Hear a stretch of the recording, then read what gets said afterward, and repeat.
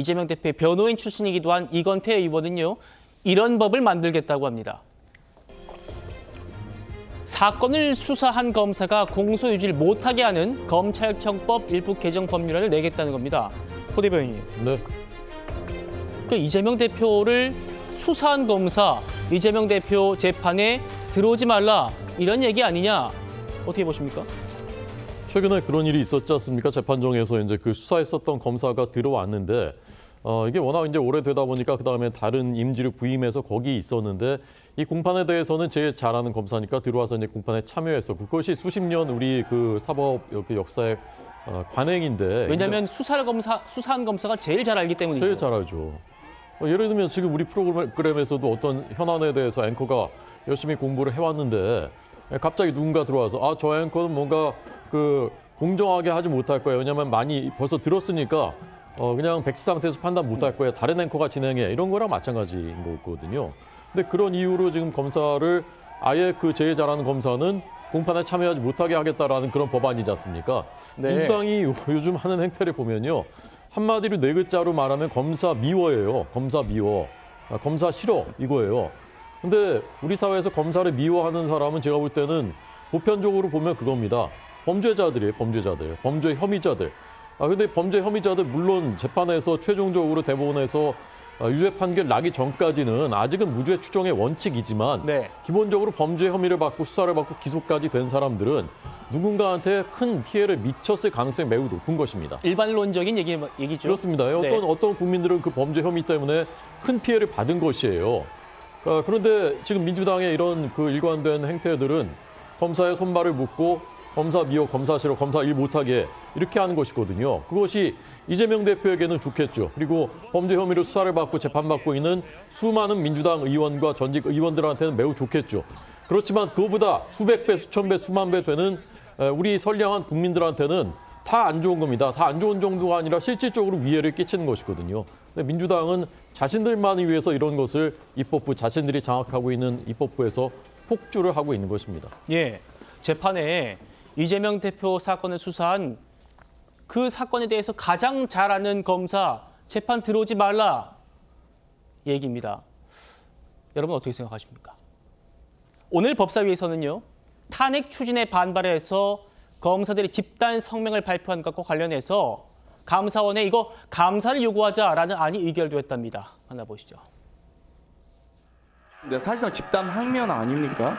만약 군인이었다면 어떻게 됩니까? 쿠데타입니다. 검찰이 이렇게 계속 헌정 질서에 대한 반역 행위를 한다면 다 옷을 벗었으면 좋겠다.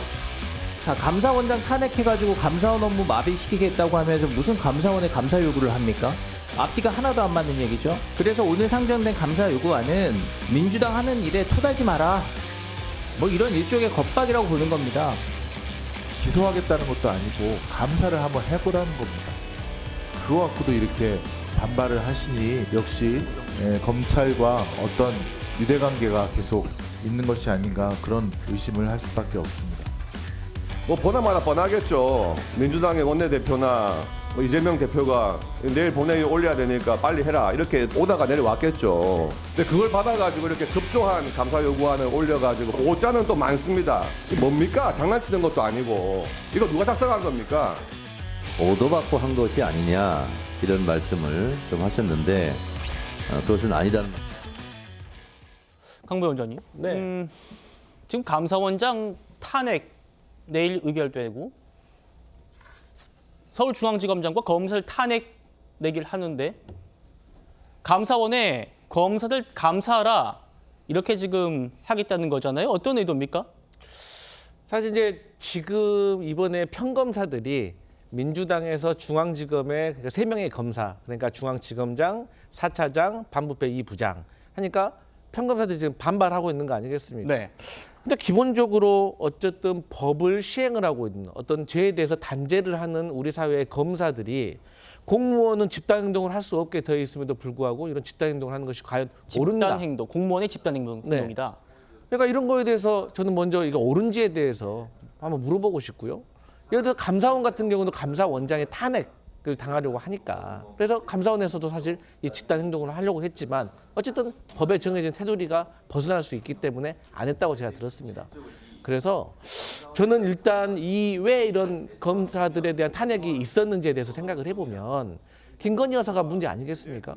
김건희 여사와 관련된 도이치모터스 주가 조작과 관련해서 어쨌든 간에 검사들이 출장 조사를 가가지고 휴대폰을 반납하고 제대로 수사도 못하고 다시 돌아와서 불기소를 한 거 아니겠습니까? 그러니까 이러한 것에 대해서 저는 오히려 검사들이 제대로 그 성역 없이 수사를 못하게 한 지휘부에 대해서 저는 반발해야 되는 것이 아닌가. 저는 이런 의문을 한번 가져봅니다. 잠깐만요. 그러니까 지금 감사원의 감사를 요구하는 이유는 공무원의 그 정치적 중립 위반, 집단 행동 이거를 얘기하는 거 아니었어요? 네. 근데 그러니까 그게 다시 이제 김건희 여사의 문제로 넘어가는 그건 어떻게 되는 거죠?